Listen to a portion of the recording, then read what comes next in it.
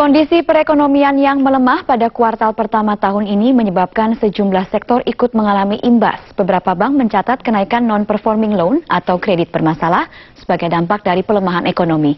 Di sisi lain, ketatnya likuiditas perbankan menyebabkan pertumbuhan kredit juga mengalami perlambatan.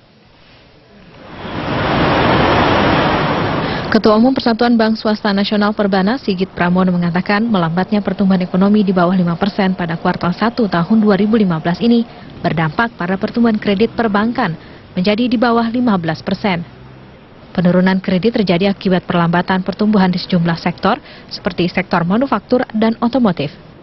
Secara spesifik itu hampir merata, tapi yang jelas di sektor manufaktur ya itu terlihat sekali perlambatannya. Ya. Yang lain-lain saya kira tidak terlalu terpengaruh, tapi memang sektor-sektor industri tertentu yang melambat. Yang jelas Anda tahu industri otomotif itu juga realisasinya akan turun, dia juga mengalami perlambatan. Dan industri yang kaitannya dengan industri pendukung otomotif jelas sekali juga ikut melambat. Sementara itu, Wakil Direktur Utama PT Bank Rakyat Indonesia (BRI) mengakui dampak pelemahan ekonomi tak hanya berpengaruh pada pertumbuhan kredit, namun juga pada naiknya kredit bermasalah atau non-performing loan. Kenaikan rasio kredit macet ini sebagian disumbang dari kredit UKM dan komoditas. Kedepannya, Sunarso mengungkapkan perusahaan akan meningkatkan kredit di sektor yang tidak mudah terpengaruh gejolak ekonomi global. Don Juan sudah menjelaskan 5 sektor di masing-masing wilayah itu pasti tidak sama antar wilayah, beda-beda mengikuti mungkin keunggulan komparatifnya.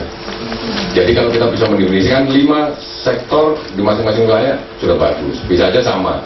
Misalnya contoh ya saya sebut food and beverage, saya kira masih bagus ya, food and beverage. Telco masih bagus. Yang terkait related dengan government spending ya kita berharap akan bagus karena itu pasti direalisir ya kan, meskipun mungkin agak mengalami terlambatan. Kemudian yang lain telco, food and beverage.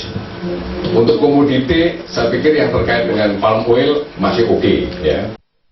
Pada kuartal pertama tahun ini, PT Bank Rakyat Indonesia mencatat kenaikan rasio kredit macet kotor atau NPL gross menjadi 2,17%. Rasio kredit macet ini lebih tinggi dibandingkan dengan periode yang sama pada tahun lalu sebesar 1,78%. Meski demikian, BRI masih mampu mencatatkan kenaikan laba sebesar 3% dibandingkan periode yang sama tahun lalu. Sunarso menganggap wajar tipisnya kenaikan laba bersih perusahaan mengingat kondisi perekonomian Indonesia yang melambat dan turunnya daya beli masyarakat. Tim Liputan Metro TV.